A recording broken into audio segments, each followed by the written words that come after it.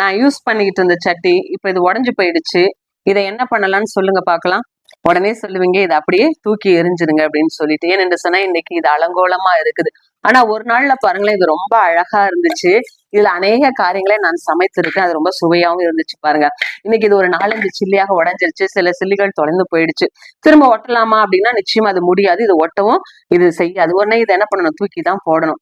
இன்றைக்கு கூட அநேகர் அப்படிதான் குடும்ப உறவுகளினால இல்ல அவங்க சொன்ன வார்த்தைகள்ல அவங்க நிறைய அவங்களுடைய கிரியைனால உடைக்கப்பட்டிருப்பாங்க. என் உள்ளம் உடைஞ்சு போச்சு, அவ்வளவுதான், அவங்கள என் உள்ளத்துல இருந்து என்ன பண்ணிட்டேன், தூக்கி போட்டுட்டேன், இனிமே அவங்கள ஒட்டுறது, அவங்களோட நான் இணையது அப்படிங்கிறது கூடாத காரியம் அப்படின்னு சொல்லிட்டு விரிசல் என்ன பண்ணுவோம், பெருசாக்கி கொண்டே இருப்போம் பாருங்க.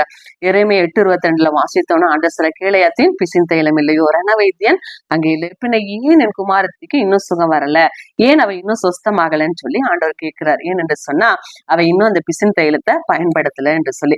ஒருவேளை உங்களை உடைச்சவங்க ஒரு நாள்ல உங்களை ரொம்ப நேசித்தவங்க தான்.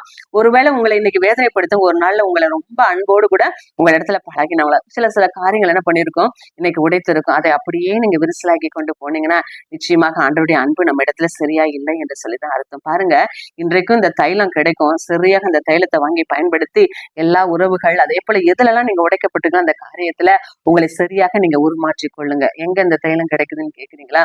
இன்றைக்கு இந்த தைலம் இயேசு கிறிஸ்துவின் ரத்தம். இன்னைக்கு உடைந்த எல்லாவற்றையும் ஒட்டும்படியாக, அருந்து போன எல்லாவற்றையும் இணைக்கும்படியாக சிலுவையில இயேசு கிறிஸ்து உடைக்கப்பட்டார் என்று சொல்லி பார்க்கிறோம். அவர் உடைக்கப்பட்டதுனால அவருடைய சரீரத்திலிருந்து இந்த வழிந்த ரத்தம் இன்றைக்கு உடைந்த எல்லாவற்றையும் அது சரி செய்துவிடும். எதையும் சரி செய்ய முடியாது அப்படின்னு சொல்லப்படுகிற எல்லாவற்றையும் அவருடைய ரத்தம் சரி செய்யும். அதனால உங்க உறவுகளை பலப்படுத்திக் கொள்ளுங்க.